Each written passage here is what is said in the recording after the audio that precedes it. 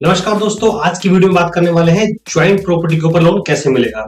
दोस्तों, joint property सबसे पहले जानते हैं क्या होती है। दोस्तों, वो प्रॉपर्टी जिसके मालिक दो या दो से अधिक हो वो ज्वाइंट प्रॉपर्टी कहलाती है। दोस्तों, जब भी आप ज्वाइंट प्रॉपर्टी के ऊपर लोन लेने जाते हैं तो किस किस प्रकार की आपको समस्याएं आ सकती हैं। दोस्तों, तीन कॉमन मैंने जो समस्या उनको डिफाइन किया है और इस वीडियो के माध्यम से मैं वो जानकारी आपको शेयर करने जा रहा हूँ। दोस्तों, एक चीज मैं आपको बताता हूँ कि YouTube चैनल के ऊपर मैं फाइनेंस या फाइनेंस से संबंधित जानकारी शेयर करता रहता हूँ जो आपके या किसी आपके अपने के लिए फायदेमंद साबित हो सकती है। इसलिए मेरे YouTube चैनल को सब्सक्राइब करना ना भूलें और बेल आइकन को हिट जरूर करें ताकि इस प्रकार की वीडियो के नोटिफिकेशन आपको सबसे पहले आते रहें। दोस्तों, जब भी आप ज्वाइंट प्रॉपर्टी के ऊपर लोन लेने जा रहे हैं तो आपको जो सबसे पहली कंडीशन जो फेस करनी पड़ सकती है वो ये है। दोस्तों, हम इसको उदाहरण के रूप में समझते हैं। मान लीजिए तीन भाई हैं जिनके नाम से प्रॉपर्टी है। उनका नाम है राम, श्याम और हेमंत। दोस्तों, उदाहरण के साथ समझते हैं कि राम को जो है वो लोन की जरूरत है, पैसे की जरूरत है, क्योंकि उसको अपने बिजनेस के अंदर फंड्स को लगाना है और बिजनेस को ग्रो करना है। दोस्तों, पर जो उनके दो दूसरे भाई हैं श्याम और हेमंत, वो नहीं चाहते कि वो किसी लोन पर आए, यानी कि उनके ऊपर कोई लोन की आउटस्टैंडिंग हो। वो इस बात के लिए दरवाजी हैं कि वो प्रॉपर्टी का हिस्सा जो है राम के नाम शेयर कर देंगे या वो सारी की सारी प्रॉपर्टी जो है वो राम के नाम करना चाहते हैं, लेकिन वो ये नहीं चाहते कि उनके नाम से कोई लोन हो। तो दोस्तों, इस कंडीशन के अंदर क्या होगा। दोस्तों, म्यूचुअल अंडरस्टैंडिंग के तहत तीनों भाई जो हैं राम, श्याम और हेमंत, ये तीनों मिलकर जो है एक रिलीज डीड बना देंगे। रिलीज डीड के तहत क्या होता है कि श्याम और हेमंत जो भी उनकी प्रॉपर्टी का जो हिस्सा है वो राम के नाम से कर देंगे। राम के नाम से करने से क्या होगा कि सारी की सारी प्रॉपर्टी का मालिक राम हो जाएगा। उससे उनको लोन लेने में आसानी हो जाएगी। इसका मतलब श्याम और हेमंत के नाम से जब कोई लोन होगा ही तो उनकी आउटस्टैंडिंग रहेगी नहीं। पर इसमें एक टेक्निकल इशू ये भी है कि सारी की सारी प्रॉपर्टी के जो मालिक है वो राम बन जाएगा। हाँ, इसमें एक ये भी चीज की जा सकती है कि राम जो है वो श्याम और हेमंत को उनकी प्रॉपर्टी के हिस्से के जो पैसे हैं वो दे सकता है लोन लेने के बाद। तो ये कुछ इस प्रकार से पहली कंडीशन।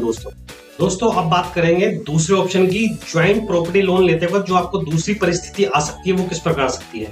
दोस्तों, हमने जैसे कि पहली बात करी, राम, श्याम और हेमंत तीन भाई हैं, इन तीनों के नाम से प्रॉपर्टी है। उदाहरण के रूप में मान लेता हूं कि राम का जो सिविल स्कोर है, क्रेडिट स्कोर है, वो डाउन है, किसी वजह से खराब है।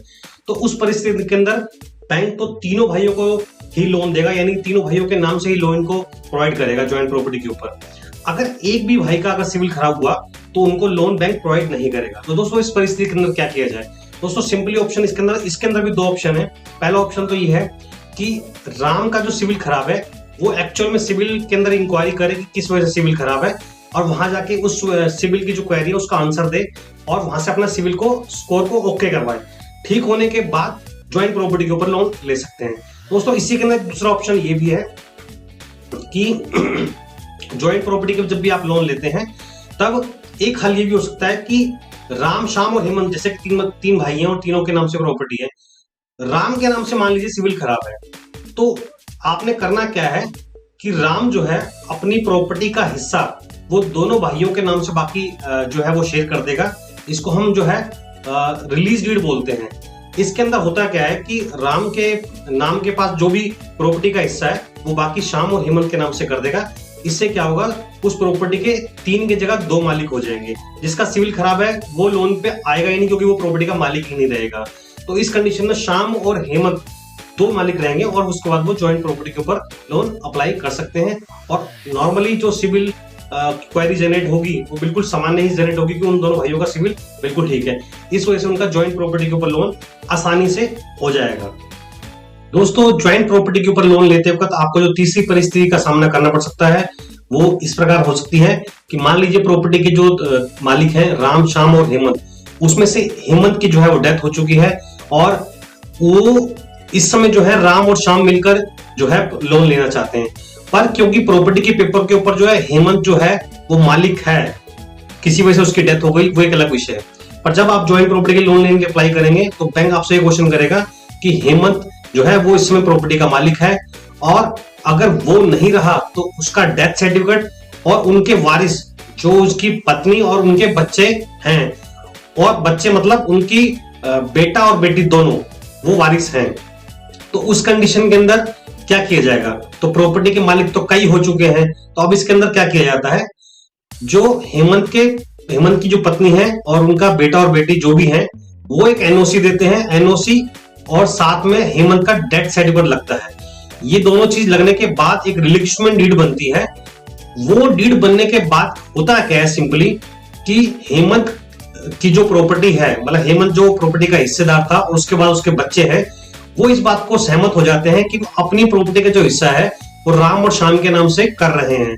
तो होता क्या है कि वारिस होने के, हेमंत की डेथ के बाद जो वारिस हैं वो इस बात के लिए एनओसी देने को तैयार है कि सारी की सारी प्रॉपर्टी का हिस्सा जो उनका बनता है वो राम और श्याम के नाम से करते हैं।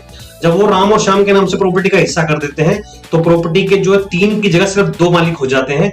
2 मालिक होने से सिंपली होता क्या है कि लोन लेने के अंदर बहुत आसानी आ जाती है। ज्वाइंट प्रॉपर्टी के ऊपर लोन लेने के अंदर आसानी आ जाती है क्योंकि फिर 2 ही व्यक्ति प्रॉपर्टी के मालिक हैं और वो आसानी से लोन ले लेते हैं। दोस्तों, इस प्रकार की कोई भी क्वेरी आपके पास हो कि आपको कोई इस प्रकार की परिस्थिति आ रही हो तो आप कमेंट्स बॉक्स के अंदर जाके आप जो है कमेंट्स कर सकते हैं, मैं उसका रिप्लाई जरूर करूंगा। दोस्तों, इस प्रकार की इंफॉर्मेशन जो है मैं अपने यूट्यूब चैनल के ऊपर शेयर कर देता हूँ। और अगर आपको ये जानकारी अच्छी लगी तो मेरे यूट्यूब चैनल को सब्सक्राइब करें, वीडियो को लाइक और शेयर जरूर करें। और आपका बहुमूल्य समय देने के लिए बहुत बहुत धन्यवाद।